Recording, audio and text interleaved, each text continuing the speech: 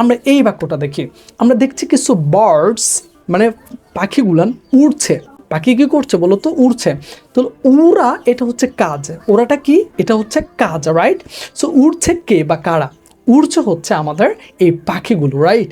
তাহলে পাখির ইংরেজি আমাদেরকে জানতে হবে, উড়ছে কারা আগে সেটা জানতে হবে। তো তারা কে উড়ছে?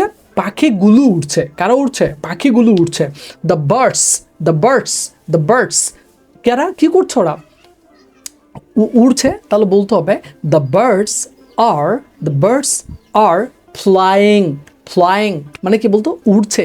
দ্য বার্ডস আর ফ্লাইং, পাখিগুলো উড়ছে। উড়ছে এই যে দেখা যাচ্ছে উড়ে উড়ে চলে যাচ্ছে। দ্য বার্ডস আর ফ্লাইং, পাখিগুলো উড়ে যাচ্ছে। সো এখন আমি যদি বলি বলো তো, তাহলে সেন্টেন্স তৈরি করার জন্য, সেন্টেন্স তৈরি করার জন্য প্রথমে চিন্তা করতে হবে যে কোন জিনিসটা বা কে কাজটা করছে, তাকে আমরা বলি সাবজেক্ট। আর কি কাজটা করছে, যদি বর্তমানে কাজটা করতেই থাকে তাহলে আমরা সাবজেক্ট প্লাস অর্থাৎ ওই ব্যক্তির নাম উল্লেখ করে আমরা বলতে পারি একটা অ্যামিজ আর নিয়ে তারপরে ভার্বের আইএনজি ফর্ম যোগ করে দিব। এটিকে বলে প্রেজেন্ট কন্টিনিউয়াস টেন্স।